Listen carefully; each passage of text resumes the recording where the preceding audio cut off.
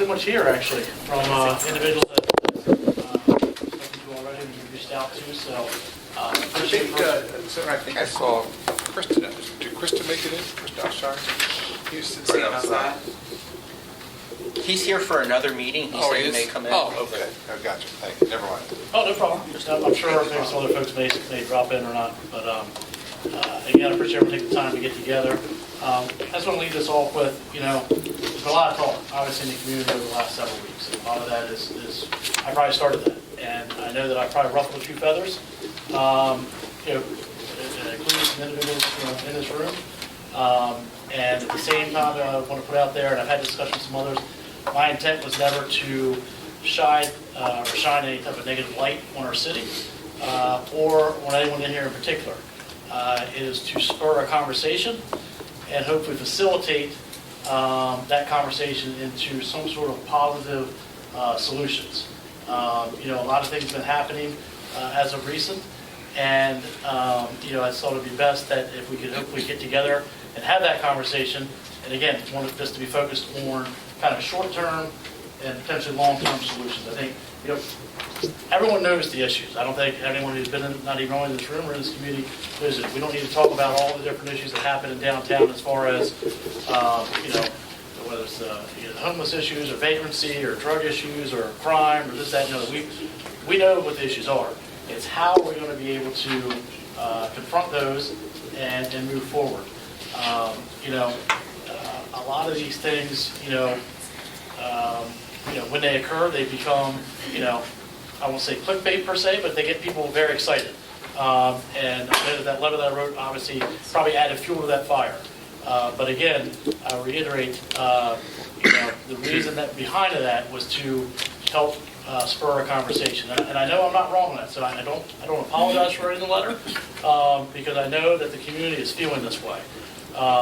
There may have been a better way to go about it, I will grant you that, but at the same time I know that the greater part of our community feels this way, and it is up to us in this room to figure out a path forward for those community members.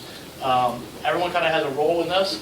I've outlined a couple of brief things that I want to touch on because I want to try to keep some sort of structure to this. I also plan on this not being the last time. Hopefully this group gets together and or groups in the future. I think there's other ways potentially we could do that as far as depending on what the issues are. I think obviously we need to bring the nonprofit community in. There's probably more conversations with the faith-based community and things of that nature. But the immediate thing I think is what everyone sees in front of their face has a lot to do with public safety and the challenges that are associated with that. So before we kind of get into that specific part of it, I wanted to hear from, or let the group hear from, I guess, Paul and Kurt just briefly as far as the business view. Again, we don't need a laundry list of horror stories of what's happened, this, that, and the other. We know there's challenges depending on where your business is located in the city. But I guess trying to identify what the needs are so that we can kind of combat that with, all right, we know we need this. What do we need as far as from a staffing standpoint, from public safety standpoint to deliver that need? So I guess from real quick, I guess Paul and Kurt, if you want to go ahead, Jim. Dive in real quick as far as what you're hearing from the business community, what that need may be, sure. And then we can kind of go in towards more of the public safety portion of it with the city police and the county and state. Well, again, just to be quick, thanks for everyone here. And I'll put out what I can as directly as I can, but from the business community perspective in GHC, we've looked a long time at trying to have a vibrant downtown core, and that's a big part of our economic development needs, et cetera. There's a variety of different research articles we've looked at that provides traits of what is a successful downtown. When they looked at the best downtowns in the country, they all had certain traits in common, and I'm happy to share some of those articles with you if you have them. But a lot of that is just having a critical mass of business, having a residential development that's got a variety of income levels. You don't want all of one or all of another. You want a variety of income levels so that there's disposable income walking downtown. Talks about having evening traffic, trying to have a place that's open, 18 hours a day, 7 days a week, that's vibrant. And when you kind of look at our community, or at least when we kind of take a look back at our community, the positive news is our community could check a lot of these boxes off that are listed as traits in a positive way. Some of the areas we're weak in is we got to, improve our diversity in the residential development. We got to, improve some of the amount of business we have. 30-year businesses should be open at night, and we aren't there yet, but we're working in that direction. And then, what are some of the cornerstones of things that makes it happen? And, when this topic comes up a lot, but I mean, it's always about having that safe environment where business people can open their business, work, where the customers feel comfortable coming downtown, and, just try to, create that type of lifestyle. Also, just the cleanliness of the areas. If we've got certain areas we're trying to target for investment, then we, need to try to invest in those areas to make those areas look sharp. Nice lighting, street lighting, things like that. Some of those things we've done, things with like the murals, that's a great initiatives. Just another good example, we spent the $90 million in the new stadium. You have this perception that downtown's unsafe, and I know as somebody that's worked here for 25 years, I don't feel that way, but at the same time, there are certainly things that happen that if you're not used to coming downtown, it can make you nervous. But what we saw there with the police and Chief Kiefer's work, when the city police came in there, they had a big presence that they showed. They had the drones flying, and we heard a lot of positive feedback about, wow, the police really are being active down here. And I thought that was a good positive example of what that enhanced presence can do to help slowly change some of the mindsets in the way. So, we're here to be part of the solution, but just basically, what can we do from a capital side to help improve the overall way that the downtown looks, the areas we're trying to attract investment. It doesn't mean that area is worth any more or less than other parts of the neighborhood, but where we're trying to bring people downtown, we need to make sure that we have the right kind of environment. Anything we can do to help, we're here for. And I guess that's it. And not to be repetitive, I'll agree with a lot of what Jim said from Greater Hagerstown and our perspective. It's more about perception and a lot of times a reality. And so I think what we can do as an organization and as a group, collaboration, is look at the image and the brand and talk about all the good things that happen. Of course, not all that gets out there, more of the bad things get out there. So I think it's more about perception. It's working on image and brand. And our approach, and the board of directors for Chamber is very strong on this, is be solution focused versus problem focused. We know all the problems. What are some of the solutions that we can work on together? Future focus versus focus on the past. There's a saying, why the windshield is so much bigger than the rearview mirror. You want to look forward, and what are the opportunities? And I think collaboration is important with the business and nonprofit community. One thing, a couple of things Jim mentioned, cleanliness and lighting. I know what we did at the Chamber. We lit up our front area so at nighttime it looked better. We have lights on in the front of our office, so I think that goes a long way. I think cleanliness is important as a business community. Picking up our own little area. I know the city has folks out there, but they're not out there 24/7. So I think we could do a better job at that as a business community. And one of the areas are the alleys. My understanding is the city doesn't really own the alleys, take care of the alleys, so the businesses need to work together. And I think we've done that in partnership. So again, our board stands ready to help on the solutions. It's a team effort, and there's a lot more good happening than not. I think as a group, we need to focus on that and then work on the areas that every community deals with, whether you're in Hagerstown or Frederick or New York. So we stand ready, and we look forward to working in partnership with the team here. Well, just one more quick comment.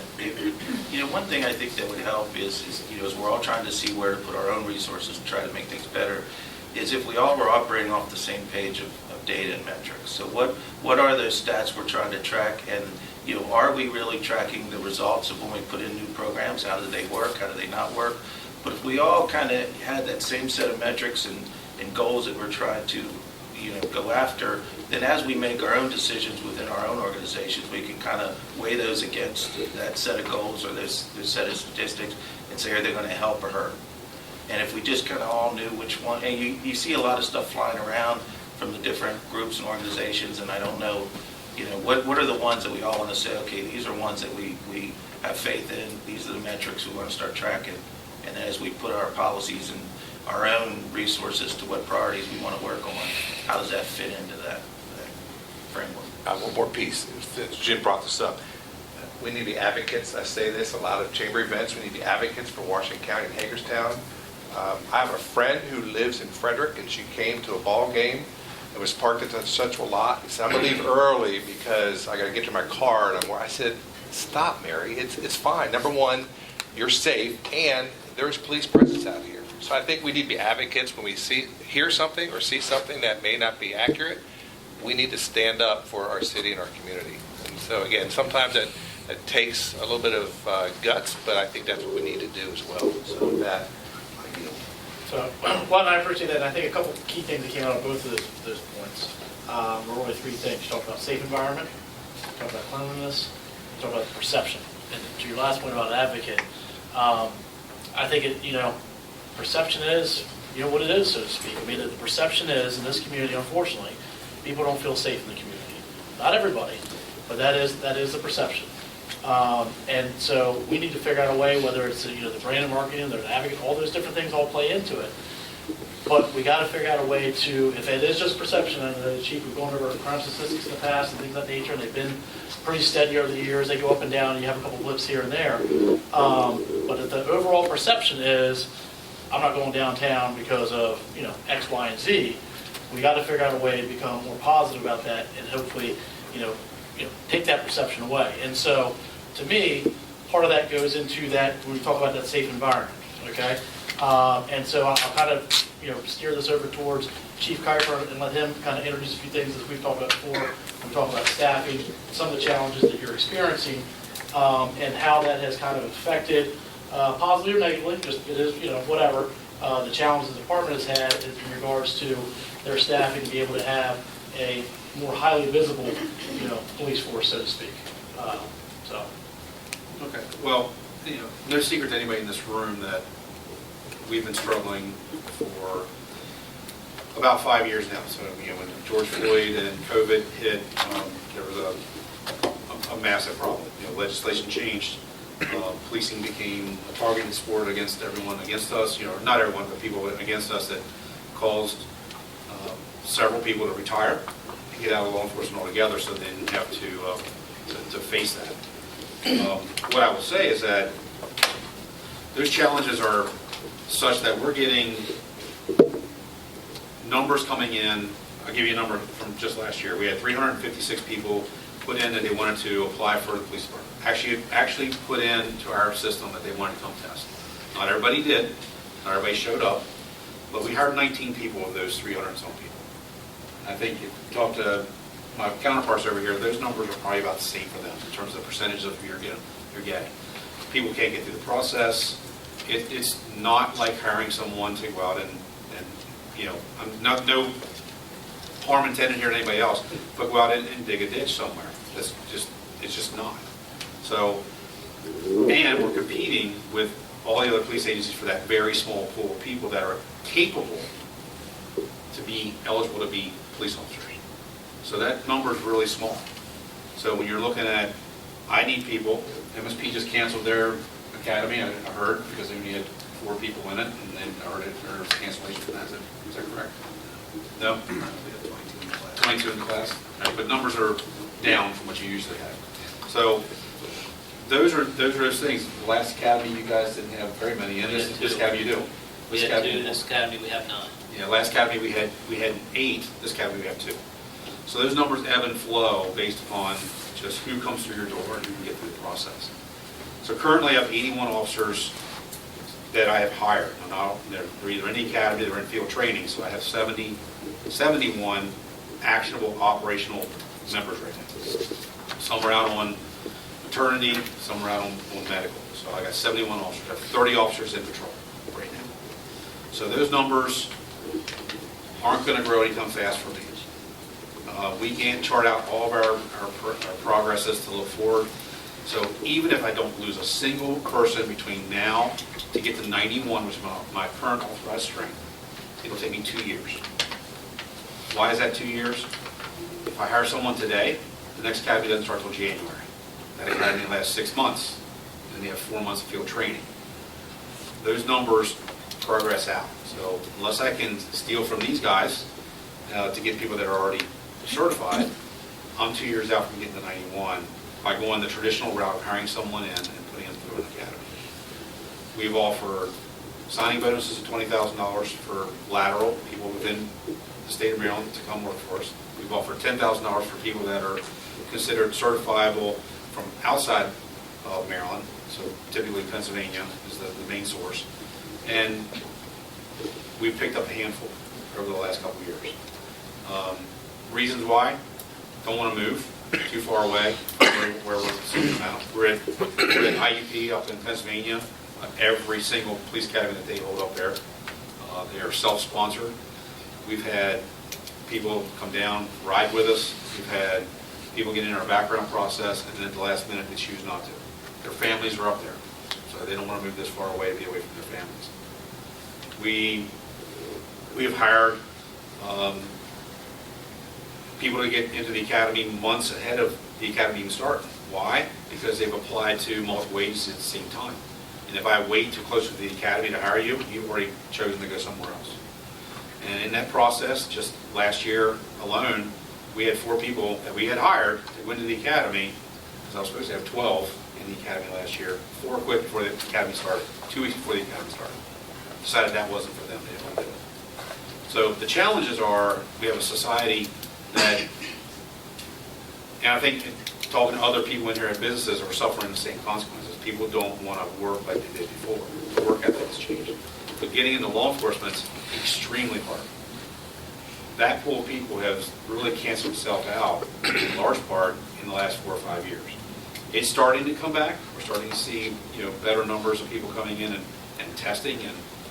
But to look at 300 some people last year and hire 19, I mean, that's just where we are. So we try to stay competitive. We have a collective bargaining agreement that we have to abide by. It's a 3-year contract. That contract comes up in July. It ends in July. So the union will be negotiating a new contract for new pay and benefits and whatever else they want. But we're kind of locked into that as an agency and as a city. So those are the challenges that we have. So we're competing with other agencies with bigger budgets. We'll go above the sheriff's department. Next year we might get above them, and then when they negotiate, they'll get above us. And it's just a leapfrogging effect that's happening. We are not far. We're far enough away from the D.C. metropolitan area that have a lot more money and can pay a lot more. But if you look at Montgomery County, they're advertising up here. Why is Montgomery County Police Department advertising in Washington County? They can't find people. They pay better. And I'm not hearing people run down there to do that.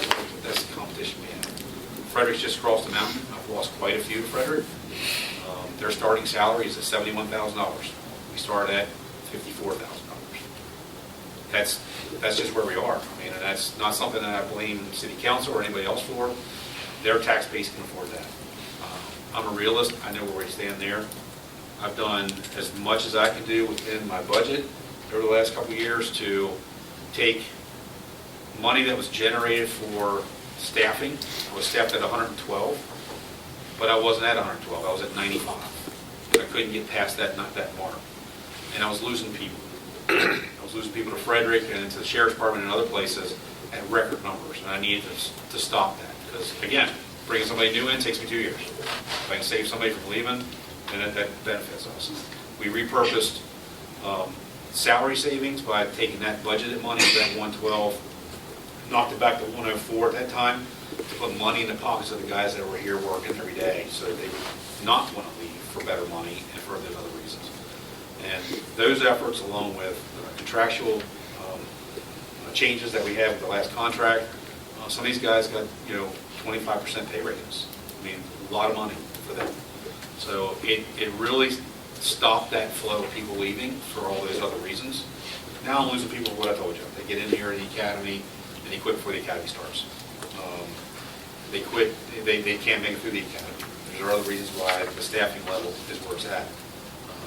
We get our hopes up, we have 12 people going into the academy and they walk out, and I walk out with 7. And then as soon as they walk out, one of them quits a month after he's in field training. So I'm left with 6. So those are the kind of numbers that frustrates us, but not because of a lack of trying and not because of a lack of effort that we have. It's just what happens. So that's my staffing. So within that, I mean, it sounds like long-term, the 2-year thing you kind of put out there, it's like the long-term issue and challenge to try to get to. In between that, you have a union negotiation you talked about being competitive, trying to be competitive around here. So I think that's a long-term conversation, probably a long-term solution with not just the department, but within the mayor and council and administration of how you guys are going to kind of attack that over that next negotiation of what that competitive pay may or may not look like based on other jurisdictions. I'd be curious at some point, and I don't expect you guys to have that number now, but as you're getting in that dilemma or into this conversation of where you rank per se with other agencies in 30 to 45 mile radius, and what would it take, what would the impact be on the city's budget if you raised that amount of understanding? It wouldn't just be the starting salary, because you got everybody else on board also, which the whole wage pressure, you have to raise them also. But what does that number look like? Are we talking, is it $1 million? Is it $10 million? What is that? And what does that impact? And is it sustainable to the city budget or not? Or, you know what I mean? So again, that's something for obviously the mayor and council to tackle at the appropriate time. And that's more probably the long term. But in the short term, though, as we're talking about, you mentioned 30 patrol officers, right? You mentioned you're down to 71 members, you had 95, that's 25% of your department that's left. So short term, what can we do, I guess, collectively, and that's why I brought these other agencies in, hopefully to have this conversation with the sheriff and the state police as far as, because again, it's going to take you a long time to fill these positions, regardless of competitive pay or not, just to get more bodies in there. In the meantime, what can we do or what can be done from a community aspect with these other agencies to partner with? And that's where I'll look to the sheriff and to the lieutenant of, is there an opportunity here? Is there an ability for the county to provide a deputy or two, or the state police department to supplement your patrol, to have more of a visible force, and not visible force, but have to complement the men and women that you have already as we're going forward. And so I leave that, I guess, kind of as an open-ended question to the sheriff and to the lieutenant. I know there's been some conversations in the last week or two of running some traffic stops here and there and stuff like that. But if you've got 30 in patrol, I'm assuming, and you can correct me wrong, you're running 3 shifts? 3 shifts, 3 shifts of 6. Right, 3 shifts of 6. Every day. And so that's, if there's 6 that are available, if someone's out or sick, now you're running 4 or 5, I mean, it's... No, we're always running, We always we run have 6. a minimum. Same with us, we're minimum. So you always have We have to run a some- minimum of 6. So 6 is for the entire city, Yes. including downtown, north end, south end, west end, the entire city? That doesn't count Uh-huh. on specialized unit. That doesn't Right. count the narcotics task force agents. Okay. That doesn't count my detectives. So those are separate, and Right. doesn't count the SROs. Those are separate from that patrol. But just for the understanding, if a call happens, whether it's in, whatever in the town it is, and, an officer shows up and they, a backup, 1 or 2 people with them, now you have 2 or 3 people with 1 call, you in essence have 2 or 3 people left for the entire city.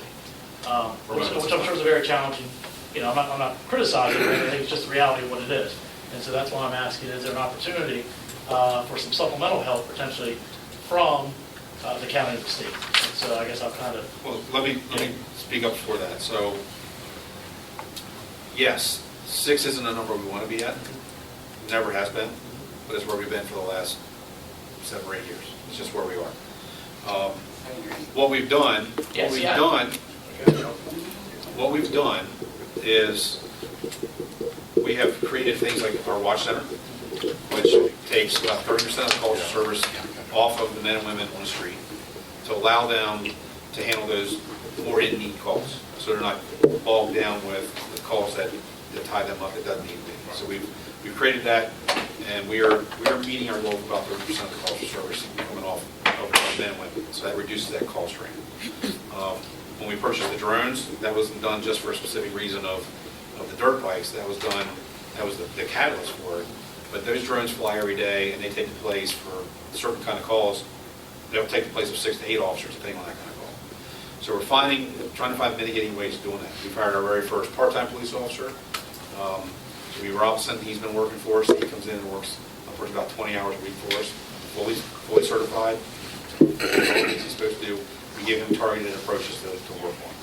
So I've met with the sheriff and with Lieutenant Cluse and MSP staff 3 weeks ago, I think it was, to discuss an option of how they could help us with some things moving forward. What we spoke about then was coming in and doing some targeted traffic stops in some targeted areas for us, areas that we know are our biggest concerns right now. to help us out in those areas for visibility purposes. And they've agreed to do that, and I'm going to let you guys talk about what that impact is for you guys and how it works for you. Real quick there before you get to that, Ryan, you talked about earlier, though, Chief, about 6 people has been adequate for the last 6 or 8 years. Not adequate.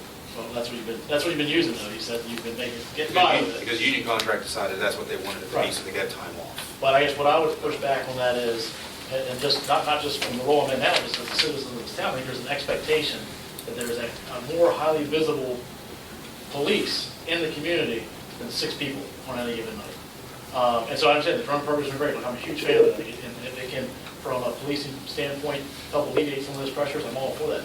But you still need people in the community. You still need people. I'm not denying that. May I please, because we're talking about perception, and so if I could just really quickly, when you say community in the greater part of community, what do you mean by that? And another thing I'm going to ask too is that whenever you talk about the community and the perception of downtown and the perception of police, I would like to know, like, who are you talking to? Because outside of being the mayor, as a conflict resolution person, I've worked very closely with the police department for many years. And I have to tell everyone in this room, HPD went from not being able to come on Jonathan Street and get one person to talk to them to where community is now offering water. So when we talk about 5 years ago and the things that have happened, there's been a lot of work done to build up relationships in community. Another thing that happens often is that we come together whenever things happen in crisis. There's communities that are experiencing a lot of violence and a lot of death. And when I talk to those folks, what I hear is not that they don't feel safe. It's not that. It's the cost of living. It's the different things that are happening within their finances. So my perception from the ground level, before being mayor, from the ground level, is that people are starting to care more about their city. People are starting to care more about the downtown Hagerstown area. Another thing, people are coming downtown more. It's very difficult to convince folks that they can come downtown and support businesses when you have a social media perception that we are unsafe, that we don't get along, that this is what, that's a different type of perception. So I want to throw that perception into the middle of this room because it's very hard to get diverse leadership. Look around the room. Diversely, it's Councilwoman Burnett and myself. It's very hard, and I'm sorry, and Earl, but it's very hard to convince people, which is my job as the mayor, is to convince people that this is a place where all leadership is accepted, all voices are heard. It's very hard to do that if they can Google Hagerstown and look up all of the things and see leadership bashing the community leaders that are here, when every single day someone is calling one of the officers in community, it didn't happen before, and saying this is what's happening on my block. And so I want to make sure that that's an understanding in this room as well. Thank you, No, sir. and I appreciate that, and I'm sure there have been great strides that have been made here in the last couple of years. I guess what I would say to that is, regardless of what we're talking about in this room right now, or we're talking about any business or any personal relationship, whatever, we can always be striving to do better. So I'm not saying that. I'm not taking it away that we're not, but I just think that you didn't reflect that back from the business community whenever they said the great things, and that I just feel like there's a pounce on how could you make this look as if we haven't been making strides. That's how I feel. Counterpoint, we've lost 25% of our police department. And he So just explained why. Oh, no, I get that. All right, I don't want this to turn into me and you, so I'm going to fall back. I just wanted to say that. Back Thank to you. finding solutions is how do we find a potential short-term solution towards that long-term problem of your staffing? And I think, go ahead. Can I ask a question? Just a clarifying question, only because I was in a different meeting with you a couple of weeks ago. And I'd be curious from all law enforcement, because you're all getting calls that are not law enforcement calls, right? That then when you do have 6 officers or 8 officers, or would you guys have like 4 across the highway or something throughout the day, right? So there's 4 for the whole I-70 versus 6 for the core of the city of Hagerstown. But when you're getting called for things that aren't necessarily law enforcement related, and it was a pretty Astronomical. there you go, thank you. It's late in the day. Amount of time that your officers were spending responding to things that really don't need you. So when you're talking about short-term needs and probably even long-term solutions, well, yes, more officers is going to be great. We don't need them to get called for things that they're not needed to. So what additional support beyond more officers do you need from the community to create, like, I was just in Winchester last week, right? And part of the way their city has started to respond is they have a dedicated EMS unit that doesn't get called with 911. They're just out in the community all day, every day. And that has diverted those police calls because they go directly to that unit, and then that unit calls the nonprofit, you know what I mean, and does that. So beyond just more officers, more laws to lock people up, which is not going to help us be successful, if that's my opinion, I'll say that. What else is going to make your jobs doable with the staff that you have and with the resources we already have available in the community to you? Well, the number you're talking about is we ran anecdotal, and it's not absolute. I don't want to say it scientifically, we looked at it very quickly. But for the first 6 months of this year, we spent 8 years of man hours on social issue calls. Homelessness, addiction, mental health kind of calls. Non-criminal type calls. We spent 8 years of man hours in 6 months. So that is very taxing. And that number, as at our meeting we had before, you know, the bigger issue, the thing that we deal with the most are the social issue type calls. Well, That's what we and do. I'd like to say something, because we do have programs in place, but I don't think that they're utilized to the fullest potential. So we have CIT, we have LEAD, we have been talking to Dave Chisholm at the county to do the mobile unit, and that's something we'd really like to do, and I think at one point in time, they kind of had it all written up and drafted, but for some reason, it just stopped. They're doing it in Frederick, and they have it dedicated, I think, 16 hours to the induction that they're doing, and then the rest, it's another mobile unit. It's been successful. So those are things that are already there. It's just they're not being utilized to the fullest potential. We're starting our alternative response team, so Ashley Roush right now is the one and only, along with the CRO, Community Resource Officer, and we're going to hire our first civilian position to do that will be in the social work realm, so that they can do things that we can't do. And those will be calls for service that we don't have to send our guys to. But again, right now it'll just be 2 people and an SRO or CRO that will be there for more of the security reasons on a lot of those calls. So that's some of the things we're trying to do. Yeah, I'm just asking because I think it's important to recognize that we're not going to law enforcement our way out of such meeting. And so what else? The DRC drug court or other things that are probably things that we should be talking about in this conversation of how we better utilize some of those resources that are available to us, in addition to finding new No, and I don't disagree with that, and I think that hopefully as these conversations continue, I think that's where I said at the beginning, I think the nonprofit community, the faith-based community, along with the health department, I think it's a bigger conversation. I want to focus narrowly more, not saying we're going to arrest her, we have this by any means, but whatever the calls are, and I'm saying you're probably going to chat with it, but I feel like you guys are just chasing calls on this right now. You don't have the ability. You're chasing social issues, you're chasing calls, you don't have the ability, you don't have the manpower, you don't have the staff, you don't have the third patrol officer for the entire city. What can we do to fix that short term now? That's one of the repurposing my task force guys, our task force, to be in the city working on the street. Brian and I talked about that, repurpose how the task force works.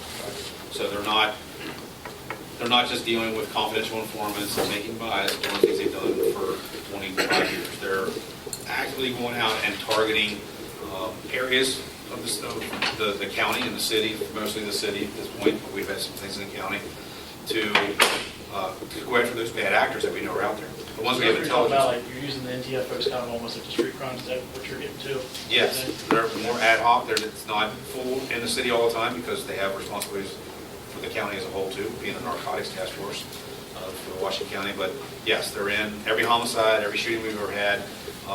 Since in the recent past, our narcotics guys are in the city working hand in hand with everyone else on the scene and then carrying that forward. So they may be reacting at that incident, but then they're moving forward with any intelligence they get off of that.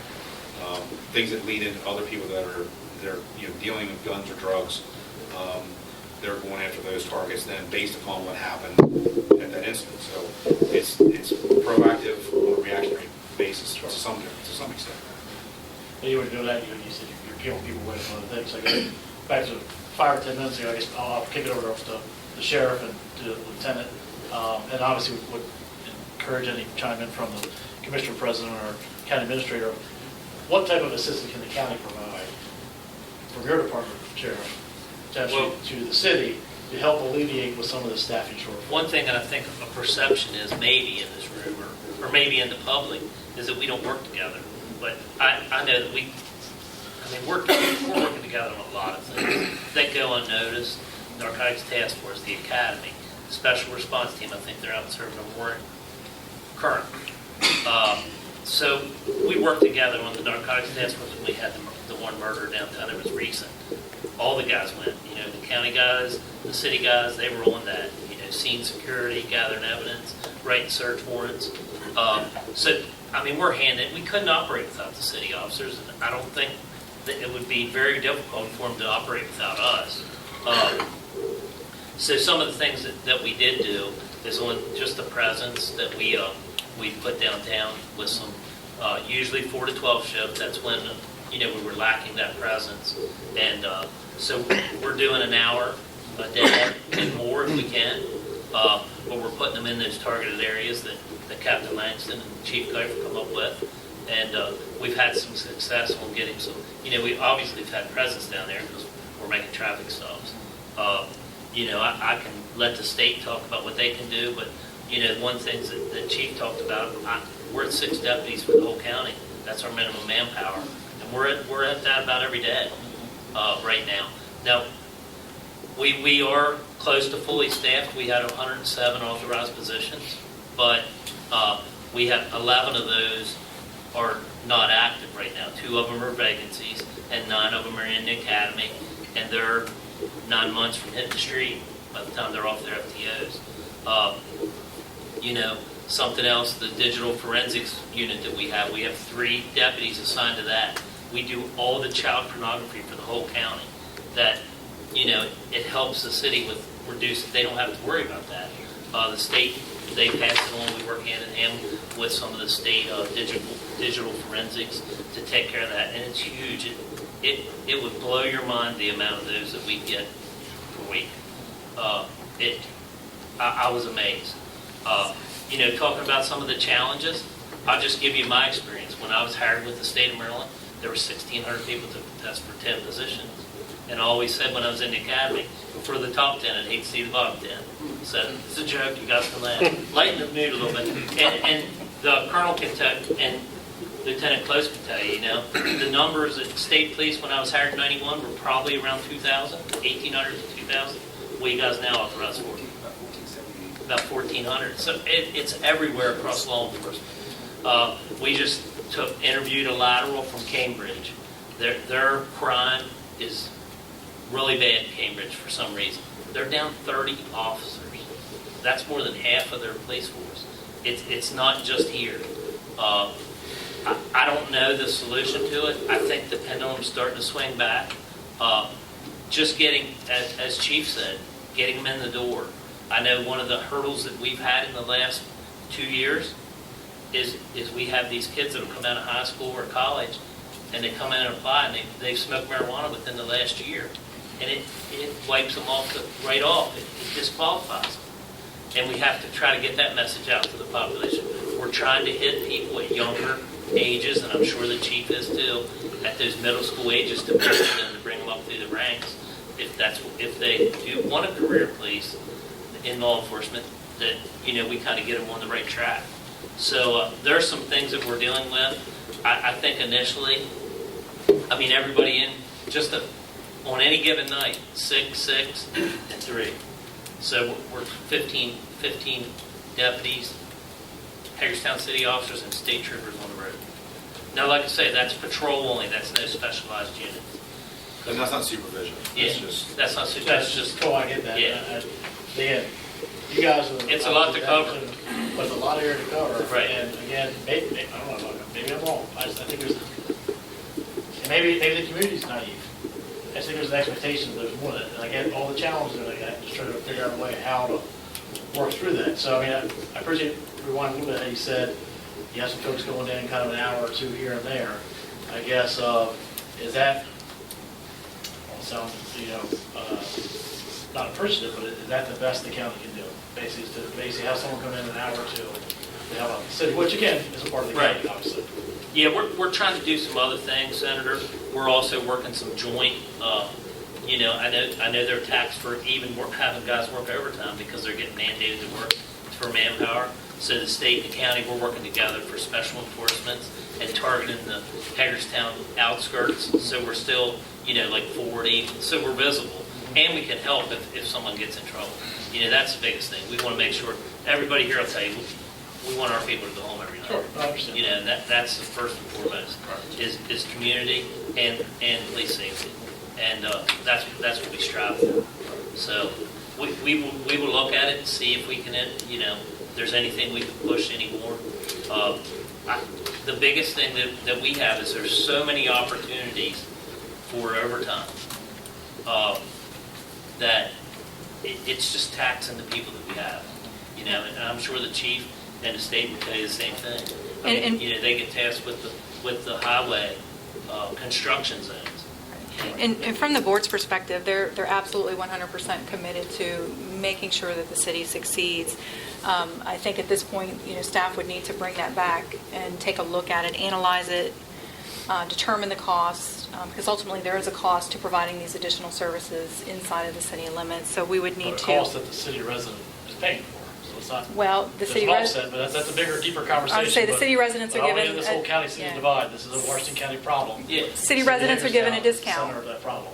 Yeah, city residents are given a discount on their taxes for duplicated services, which is the police department. So, at this point, we would need to bring that back at the staff level to analyze it, determine the cost, determine what the funding source would be, and then get the board approval for any additional services. So, like I said, the board is absolutely 100% committed to ensuring that the city, succeeds, but we need to determine the cost of that. Okay. I'll just give you an estimate. I had a couple numbers from another meeting, and I'm sure the chief will agree with this with theirs. Our numbers in 23, we ran 84,000 calls for service with 107 sworn deputies, and we're looking at 94,000 this year. It's just going up, and I think some of it is, as Delegate Grossman said, people are calling 911 for anything, and they don't know where else to send them. I've heard somebody make the statement, the police is and this is no disrespect to anybody, but we're the only place that never closes. We have to respond. Same challenges, I'm sure the hospital Yes, sees. everybody has that shows challenge. ER for other issues. The CIT, we're working with it. Vicki, I didn't know that it kind of stalled out. I'll make sure that we push that a little bit with Yeah, DES. and we've done our huge push in the Right. last year for it to be 24/7. Right. That definitely is, Because I know we viable were working on that short-term. when I was at the 911 Yep. center. Yep. But I'll make sure that I spark that conversation Because with as you know, crisis to help. services are huge through the Yeah, state. it's huge help to us. And They so they respond to a really- lot of calls. Yep, and so they've really expanded it, so it's available 24/7. Right. And sometimes they run short staff too, because Right. it's not Absolutely. the greatest job in the world, but, they're licensed clinicians and they can respond with an officer. And these programs can be short-term solutions because they're already in place. It's not like a matter of development, it's just a matter of utilization and getting back on track. To keep it going, Lieutenant, with the state police aspect, a similar thing, I guess, the sheriff's saying. I mean, it sounds like you're pretty strapped also as far as manpower. Yes. Any availability of resources to supplement or So complement? let me step in. Sorry, sir. So I'm Lieutenant Colonel Daniel Baker. I oversee all the barracks across the state. So I have about 936 uniformed troopers across 23 barracks. Each barrack strapped. A lot of communities are facing challenges. Chief's right. Recruiting is very difficult. We're about 8% right now, vacancy rate. We're trying to get a class started. In January, our goal is 50. Right now, we got 30 additional offers. That doesn't mean they're going to make it. It means that they've gone halfway through the process. It looks like they're going to make it. Great working relationship with the chief here and the sheriff. Me and the sheriff talk about once every 2 weeks. Beginning of the year, the sheriff reached out to me and asked if I could do more for Washington County. I said, absolutely. What do you need? Since then, I assigned investigators, strategic operations group to assist the chief. They're at his disposal, pretty much. Our Are you arrest, utilizing those, chief, the Oh, yeah, services? SOG's in the city all the time, absolutely. Yeah. we've assigned a trooper to the DA task force. Our federal partners are great, outstanding. Also assigned a trooper to the ATF up here. We have a great working relationship. There are challenges ahead of us. I will support the county and the local police as much as we can. As far as manpower and resources, though, as we were talking about earlier, do you have the ability, just from what I'm hearing, you got, what'd you say, 4 or 6 people patrolling the interstate? I have base? 3 for the county. And so, or you had at least the ability to potentially do what the sheriff was talking about, or running someone in to do calls every now and then, whether it's an hour or 2 a day, or any type of, I guess, probably anything would help. I move resources around daily. Right. Daily, I mean, we've decided in the next couple of weeks, we're going to double our initiatives, focusing on feeder routes in and out of the city. We've been doing 1 a month, Okay. so that's 7 we've done this year, we're going to double it, do 2 a month. Okay. And again, that's directed enforcement, to help put a uniform presence in and around the city. But I do believe, And we're tagging up with them to come, when they're doing it, we're going to be doing something on the city side as well. but I do believe that the citizens of Hagerstown want to see their police officers in their city. I do believe that. I agree That's with what they that, want to too. see. We will be their support as needed, in and out, but that's what the citizens want. They want to see Hagerstown City. Yeah, I don't disagree with that, but when I hear it's going to take 2 years, 2 years if everything goes according to plan, which, quite frankly, that same conversation's been going on for the last 8 or 9 years. I've been involved in some sort of local, politics per se. Staffing retention's always been a challenge, whether it's whatever end of the spectrum, it's always been a challenge. We know that. So yes, I appreciate it, but I'm saying just the immediate short term, definitely want to see HPD officers in the city of Hagerstown. But if we can get help from the county and the sheriff, that's what I'm asking for on behalf of the He's citizens getting- of Hagerstown. he's got and our our support. co-constituents. He's got our So, support. Go ahead, sorry, Mayor. I just want to, because I agree that the visibility and patrol makes people feel safer. I definitely feel safer in my community when I know that there's someone patrolling, especially as a woman that, does the work that I do. So I agree. However, I want to ask the folks that are here to do this work, how long is it taking to solve crimes? And also, how long does it take to get the bad person off the street once they've shot or committed some act? I said shot or shooting or committed some act of violence? Because I think that if we look at the investigations and how long it's taken, I'm just wondering if the perception of unsafety has a lot to do with depending on who you are and where you live. And when I say that, I mean, I come downtown. I go to church downtown. I've been working actively with police and public safety for 10 years on mediation and helping build relationships.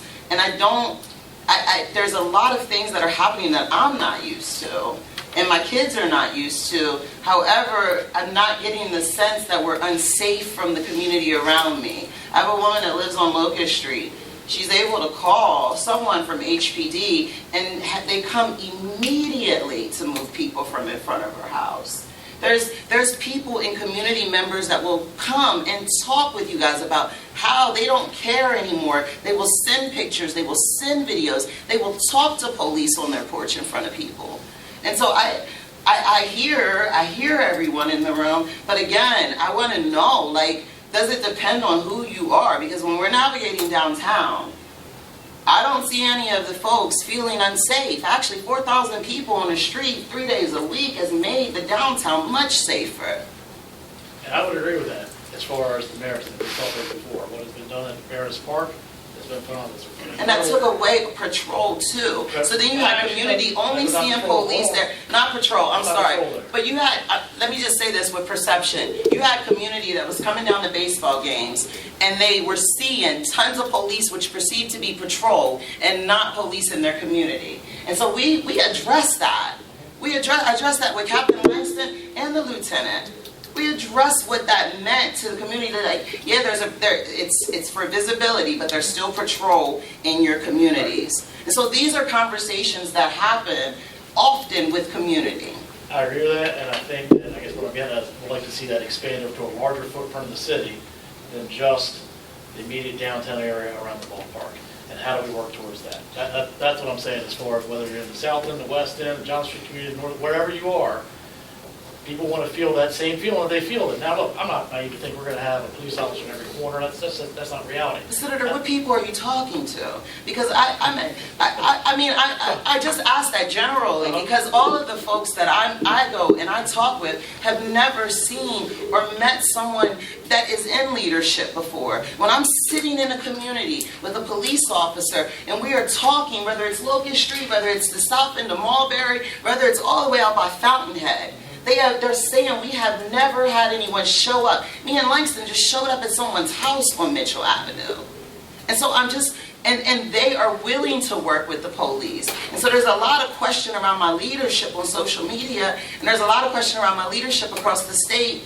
And I just want to know, like, how can we make it better with the things that we've done to help build up so that you don't get where community is actively working against the business community, because now you have folks supporting business community. And so I also want to make sure that as far as the media back there gets my voice recorded, because I talk to people and I'm in community every single day. And there is folks that don't feel safe. I get that too, and we show up at their doorstep. Show us what you need.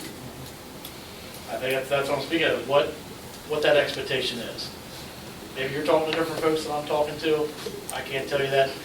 We could have a meeting. I don't think it'd be very productive. We could advertise. I don't think so either. I think you'd have a line up and down this. No, but I don't think it'd be very productive. But it wouldn't be, because you're going to hear the same story. No, and that's why it's not productive on social media, right. Senator. So, moving forward, having some support from both of you guys, I think would be great. Is there any opportunity? You talked about NTF before. You talked about how the street crimes unit and NTF are kind of combined. Is there any opportunity between the multi-agencies to have some sort of MOU in place or something as far as the street crimes unit, again, that's not taken away from NTF, but is still doing what your street crimes unit did in the past? Because, I think, again, I would defer to you, but trying to be proactive on some of these, you don't have a crystal ball, I get that. You don't know on some of these incidents that happened recently that there are probably issues that, as you said before, I could have as many police in the world. Don't know if I would have stopped them. I wasn't going to stop any of those reasons. I would counter that with, would there be an opportunity that whatever that individual, whoever that individual could have been met previously in some other way? I don't know. Yeah, I completely agree with you on that, right. but I'm going to counter you to say that we do that already. Yeah. So you can say we could have stopped these other people from doing that. We could have been doing something else before this happened, but we're already doing it with other people. So the amount of crime we do prevent isn't being taken into account, because how do you measure that? I'll give you how do you measure how much crime you prevent? No, I get that. Because you lock up that's all that's theoretical, bad. and that's very tough to gauge, I get I mean, I'll give you an example. We got a guy night before last in an apartment complex here in Hagerstown that had a stolen gun from a burglary of a gun shop in Berkeley County. So we got that gun off the street and we made an arrest that night. Did that gun hurt anyone? No. But that prevented something, or could have prevented something. How do you know that, right? So the fact that we didn't get the other 2 weeks' worth of incidents isn't a measure of that we're not doing enough. There's always a part of the population that's going to commit crime. Right. Always. No, I get that. And that's why that number we talked about earlier being low, we're at that low level of crime rate that we've been at for a long time. The nation's been at a low level of crime rate. You guys, crime rate's got to be equally as low. It's not, from the 1980s and 1990s where the crime rate was really high. So the fact that we're maintaining that low level is because there's a part of the population that commits crimes. Again, understanding the challenges that happen in the city, and understanding the staffing constraints and issues. Is there an opportunity or an appetite to have a multi-agency street crimes unit with an MOU, similar to your NTF, to help your department? That's my question. Senator, this is just me talking. It would take away from something else that we're doing. But that's what I'm saying. We're taking away from NTF to try to do street crimes. We're not doing street crimes. We're already taking away. Actually, we're not taking away from NTF. I'll give you an example on the NTF. One of the cases they worked recently, but it was probably maybe a year ago. That we were up on a wire with the DEA, and they were working out of Baltimore. Baltimore was we know it's a huge drug corridor coming out here. I mean, we were coordinating, we were stopping vehicles before they ever got to Hagerstown, taking fentanyl, cocaine, you name it. We were taking guns. We were getting this before they ever got here. We didn't publicize that a lot. Maybe we should have. This group, I feel comfortable telling you. I mean, we stopped a lot of things from happening in Washington County and Hagerstown because of that.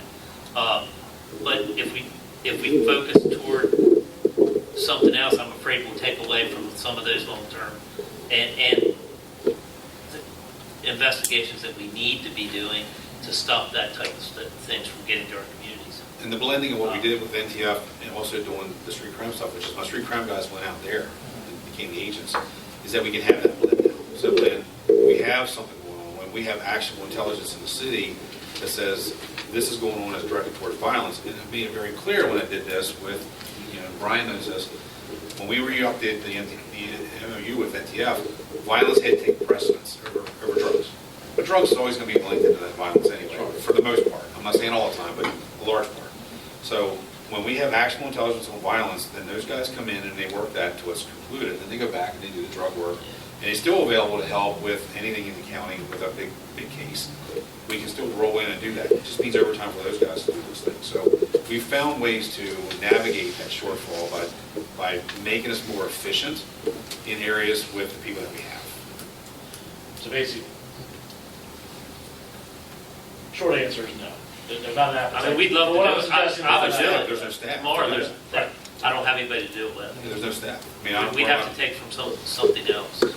I've got 30 officers in patrol, and I got my NTF agents, I got CID, and I got SRO. So I have no place to pull from to put together my team, partner with him, So somebody's got. Well, no, I mean, that would be the thing. I mean, if you want these, you do one or two from you, one or two from you, one or two from you. You get the idea. I mean, I'm not telling you how to do it. So, all right. One thing real quick, and then I want to kind of get Dave's Divine involved in this. We're talking about public safety because the school's coming back here. But Sheriff, you just said something about publicizing and stuff like that. And I know that's always a balance act as far as, what the public is aware of, the transparency, and things like that. I'm fairly sure I know this answer, but does the city and or the county, or both, or one or the other, or do you have a dashboard that shows statistics, things of that nature that the public can access readily? Like, I've seen different agencies across, not here locally, but there's some sort of dashboard that you can go online and say, all right, this is the amount of robberies, homicides, whatever it may be, based on your number. I know you have them, you share them with different people in this room from time to time, who come into council and share those meetings from time to time.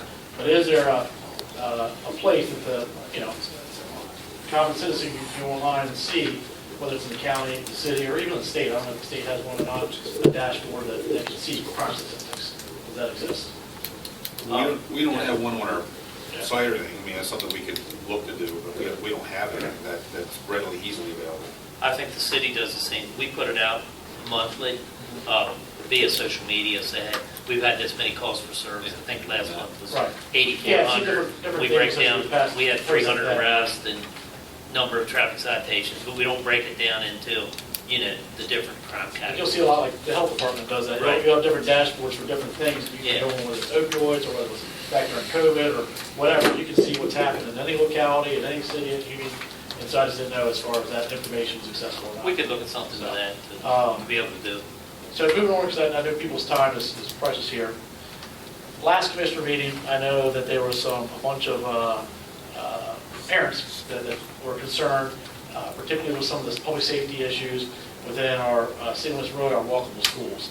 And with school coming back in session, kind of piggyback on top of this, staffing issue we just talked about, which doesn't sound like there's going to be a whole lot of manpower per se, because everyone's kind of strapped and understanding that, and we appreciate the opportunities that will be presented here from the county and state to have some people drive through, but it is maybe to piggyback on that, other topics, some of the timing around that, around the school hours. So, Dave, I'll let you speak here for a few minutes if you don't mind, some of the challenges, that, particularly I know we're seeing with the Salem Avenue School, and I would imagine probably Bester too would probably be the two most city walkable schools, but I'll let you, what the concern is, what the need is really. Yeah, we rely on strong partnerships. And I know as we prepare to go back to school, both from the district level as well as the school level, one of the back to school nights, it's awareness in terms of our critical partnership with parents, having a presence in the walk zones particular, drawing attention to bus stops, and as buses, the crossing arms are out there, making sure as drivers are driving during school opening times as well as closing times. There's a stronger awareness there. I just want to add that we benefit from a really strong partnership with the Hagerstown Police Department, with the chief, certainly the sheriff's office, Sheriff Albert. Close, open lines of communications with our supervisor, safety, Steve Ganley. If there are issues that occur at night, early in the mornings, there's a level of communication so that we can reallocate or adjust our SROs to be in targeted areas. But the reality is kind of working at the school level with our PTOs, critical partnerships with our parents where possible, parents butting up and walking with their children or groups of children is certainly something we invite. Perhaps long-term, some of the things that I'm used to and would recommend is partnerships with, in some cases, the faith-based community, volunteers with nonprofits that may want to partner with schools, whether it's Bester or Salem, to increase the presence in those walk zones along with parents. I think those are all concepts that are very, very healthy and helpful. But for us, just the partnership and the open line of communication with law enforcement is really, really helpful. If we've had a significant challenge the night before and so forth, making sure that we have a good level of presence, both from law enforcement as well as our safety teams being out in those targeted zones. All right, so it sounds like you have a potential kind of an action plan already in place to reach out to some of the faith-based community and the nonprofit community to help with that kind of back-to-school plan. I guess short answer is there anything when these individuals as schools going back in session with those particular schools in the city, Salem and Bester, which we have parents showing up in public forums concerned about public safety issues, is there anything that the school system is looking towards? I know you have a great partnership, but is it something as simple as maybe when these guys are doing some of their rides to the city, they're riding around those times, around those schools? I don't know, I'm just kind of spitballing it, but is there anything particular outside of the nonprofit, the faith-based community you mentioned from the agencies that are here right now? That I think from a parent standpoint, parents working with the school level administration and teams.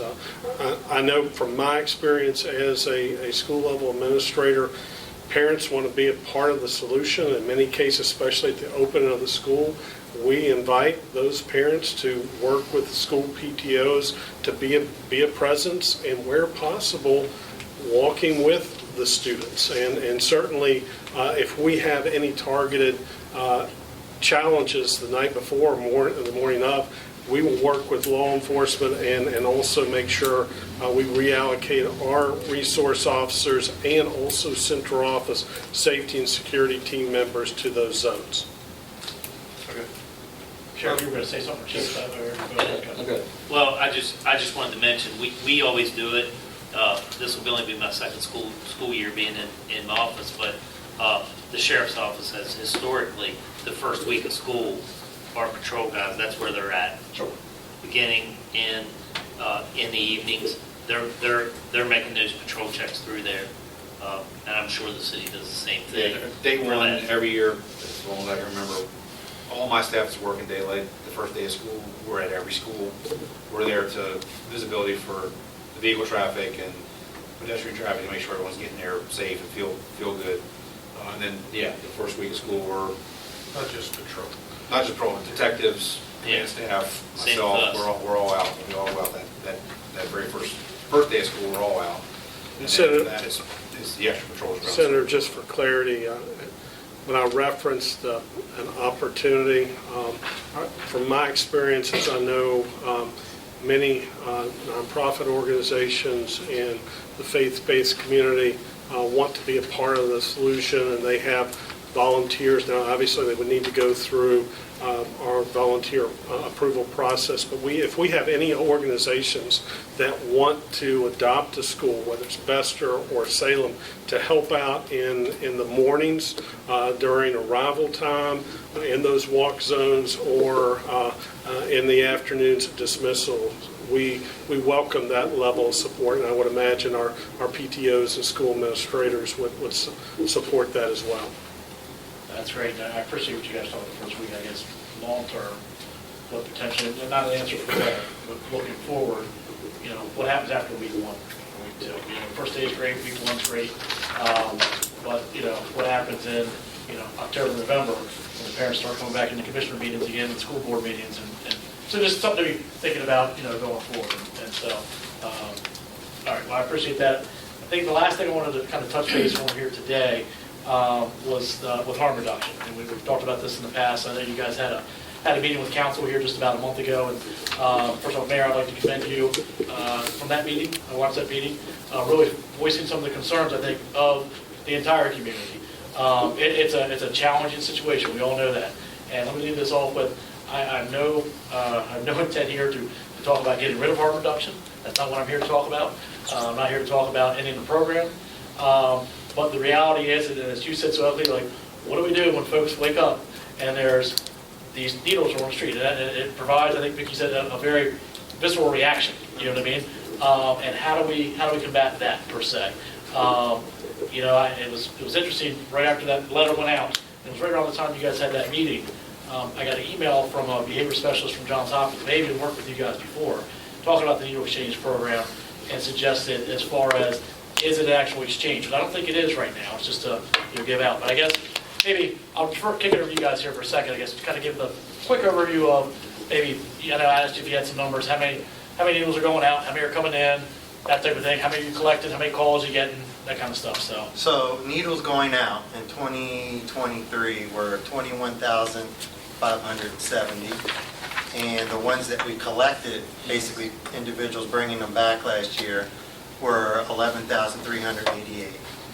And this year, 2024 so far, we've given out 16,960, and we've actually taken back 19,829. So, and to, there's been a lot of research with basically the one-for-one needle exchange as opposed to the way that we do it. It's my understanding, first and foremost, that the requirement of the state is, even if we wanted to, we couldn't do a one-on-one needle exchange. That the state doesn't, basically, we So can't all the do other it. 24 localities, it's all just, It's all, right. not, there's no one-for-one model. No. Not in Maryland, no. Okay, I think that's No. important to have out there. Right. Yeah. So yeah, anyway, our long-term strategy, obviously, first and foremost, is to have less people using. The less people that you have using, especially individuals who inject drugs, the less chance you have for needles to be around. From a short-term perspective, because I think that's pretty much kind of like what we're talking about today, is that we have always educated the clients when they come in, but this go around we're being a little bit more stern with our education. First and foremost, spending a lot more time with individuals, again, not necessarily in a threatening manner, but the viability of the program rests on your shoulders. We need you to bring these back. We need you to dispose of them appropriately. Secondly, we are also looking at the potential of putting some of the kiosk or disposal boxes out. Right now, I don't know if it's public, but okay. Goodwill has agreed to have one on their property in the downtown area. It's basically a trial pilot. I know Frederick does it. It's very successful in Frederick. A lot of other larger cities around, rural communities around the country are also utilizing that strategy. But the biggest one that we've embarked on, and I don't want to steal any of Peter's thunder or the mayor's thunder, but since our meeting, we've had several meetings and several discussions about partnership with the city. Simplistically speaking, establishing a hotline. We already go out, somebody calls and says there are needles behind 125 East Avenue. We'll go out and pick those up. We've always done that. We don't get a lot. Sure. Yeah. We don't get a lot of calls. Well, we do, but the nice thing is, when you guys give us this advertisement, we get more calls. Yeah. Like, So- so that always But I guess increases what I'm our trying to do is services. how do we, and again, it's not a purpose, we're never gonna rid this, I mean, it's just, the Right. reality is you're gonna see it. And it's Right. trying to minimize that impact in the greater city of, before someone has to call. And I don't know what that is as far as, is there any type of collaborative effort to be done between the health department, the city, the county, whoever? And we are. No, as far as actually physically picking them up. We are. Yeah, Like, that's on what I was like gonna a talk daily about. basis, proactively, like, hey, we know this Absolutely. area is a hot area, Oh. Hillsburg Street, that I we're don't- going there every day. I don't know if you've Okay. noticed, but like now, just so everybody knows, because again, perception, Sure. we are out every single day. I have someone out on the street, and I've now posted the schedule. So on Mondays, Tuesdays, Wednesdays, and Fridays from 8 to 4, my whole overdose team is out. So they're always looking. We've increased, so myself and 4 other peers have gone out from 6 to 10 at night for the last Friday nights, and we'll continue to do that, to just do the cleanup and have the conversations and give out more materials. So we are averaging more than 40 hours a week in the community. At any given time, if you all came here today, we had a peer here today. I mean, Kyle was here when I got here. How long have you been doing that for, Vicki? That kind of enhanced? Oh my kind of gosh. practical- I mean, like, the Friday nights were added Yeah. since this. Right. But other than that, we've been doing it. Well, that's what I was wondering, because it sounds like from your stats, but this year, it sounds like you've kind of flipped it a little bit, where you're picking up and bringing a bit more in Right. than previous years. But back to the partnership with the city, it is, again, I don't want to get too deep into it, but the bottom line is, we are more visible on the hotline, call this number. In hindsight, we could have been educating a little bit more, the community. The number could have been a little bit more visible, lesson learned. So, hotline number more visible, educating the community more visible. Call comes in, and correct me if I'm wrong, wasn't in the detail meeting, but in essence, a call comes in to the hotline, and then the Bridge of Life. Yes. The Bridge change. Bridge to Bridge to change. change. Bridge to change, which is the origins under the city. Those individuals, which we obviously will train and work with, they will go out within, I don't know if we've established a time parameter or a time frame. No. We're still working those out, but they will go out and pick those up for safe disposal. Okay. And again, if you look at the research, I know that, we as a community aren't ready for this yet, but I would advocate for, in the long run, I would advocate for disposal boxes to be throughout the county. And another thing, and just only because we document it and some of the calls I've gone on, we were talking about lighting, and while downtown is lit up, it's the alleys. Sure. And like where we're collecting them, it's not like it's on open streets. Like it's, it's bound in the corner back behind the tree. So it's like places that are secluded. So like Tri-State Electric or Right. Plumbing on right off They're on that Antietam, weird- that weird little thing. The lady worked back there, but there's no light at night. And I said, why don't you get a motion detector? And she said, the people beside her have one and they're not having problems anymore. So think just little things like that. Okay. And then the other thing is, in addition to the patrols are really like integrated into the increased patrols on the streets, it is really hitting a couple hot spots. One mainly behind, what's Chris's? Goodwill. Goodwill Oh, and yeah, Little Highway. The computer. The computer store.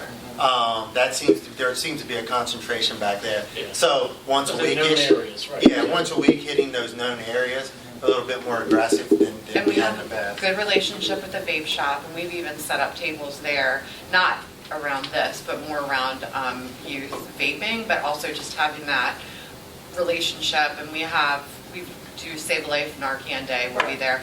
But also, there was something else. So, I don't know. Can I say- That's right.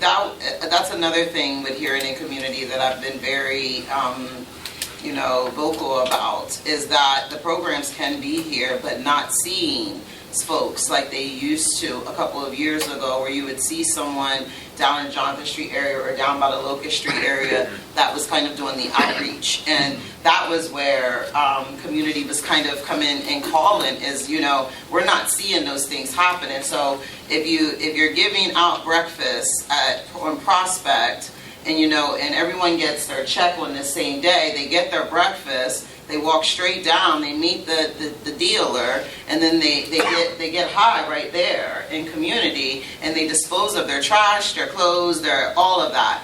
Those are the issues. It's not around violence. Those are the issues that I'm hearing community be fed up with. And I mean, when I say fed up with, I mean, there was a house in Park Place that is abandoned. Code and police went in. It was right beside a woman that organizes the bus trips for the kids. She took trash out and seen someone shooting up and having sex. Police and code went there. They patched it up. They cleaned it up. I mean, it was horrific. It was probably about this thick of just stuff in this backyard. They cleaned it up, and within 30 minutes after everyone left, the door was kicked back in and they were back in the house. The next morning, I went out there and called police, because then community didn't want police to show up the next morning and then the dealers be targeting their cars. So these are the things that I'm hearing in community, and I appreciate that your presence and you guys have been really, community's been able to see, because I've been hearing the feedback back from that. So thank you. One other thing, just as a point of clarity, is the harm reduction program in and of itself is an infectious disease program. Secondary to that is, you know, behavioral, getting people into treatment and those sorts of things. But I think that in the community, there's a misperception that aren't they getting people into treatment, and it really is to prevent an HIV outbreak. Right. I mean, that's really what it's for. You talked about in the past. You bring up a good point right there, and I don't want to get that number when you talk about getting people into treatment, whatever. Do you keep statistics on as far as when somebody comes in to, you know, get I don't know, whatever they get, that you've been able to engage with them or not engage with them, or get them in the program or not get them in the program, or like of the, whatever it was, 10,000, 11,000 you gave out, how many of those people are you actually getting into a program? We made 371 referrals this year, and last year was 211. And now, And that's out of how many people that have come in to get product, or whatever you want to call it? Total participants this year is 589. Okay. You're getting over half of them. Now again, but can I say something? That is only a harm reduction. Yeah. So if somebody comes in for harm reduction, I don't know their name, they get a number. They could walk out into that lobby and say to the receptionist, can I see somebody about going to treatment? Or come in the next day and say, can I see somebody to go to treatment? This is only someone that is sitting in that harm reduction room or meeting with a harm reduction peer. We have 10 other peers. We have crisis response for overdose. So that's only harm reduction, but that doesn't mean that some of those participants that are on that. When you're giving them the needles, whatever, you're having a conversation with them at that point in time. Oh, yeah. They come in, they ask what you know, we go through questions. Are you interested in treatment? Do you want to speak to a peer? Would you like peer services? Those are 3 questions that we ask. The last question I have, and then we're going to probably adjourn here and just quick wrap up. You talked at the very beginning about the 1-for-1, that you don't think that's anywhere in the state that has that. I'm on the advisory board, and we mark that on, because I review applications. We don't accept applications for 1-for-1. What do you mean? Because when they put in, you have to be approved by the state.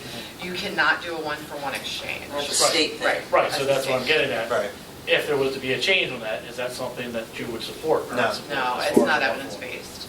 And I can email you the study in Baltimore about that. Well, I want to go down that rabbit hole, but Okay. the person who reached out to me works for Johns Hopkins in Baltimore, who's promoting a 1-for-1. So I was just curious what your position was on that overall. Yeah, and we it's can not have a continued effective. Conversation. And it doesn't help when we're talking about spreading infectious diseases, because people are going to Which use. is what you're trying to say, Right. we're not trying to say, but that's what the intent of it is. And then it has more of a chance of reusing needles and sharing needles if you have to bring a 1-for-1. Okay. All right, well, just to kind of circle back here real quick. So, we talked about staffing issues, short-term, long-term. Short-term, it sounds like we might get some assistance hopefully from the county and from the state to have some additional drive-throughs a couple hours a day, so we appreciate whatever help they can provide there. Lieutenant Colonel, you talked about moving resources around. Any resources you can move around would be greatly appreciated, particularly in the Corps. Long term, they got the bigger conversation, obviously, between the administration and the mayor and council going forward, as you're going to have your union negotiations are coming up in the future.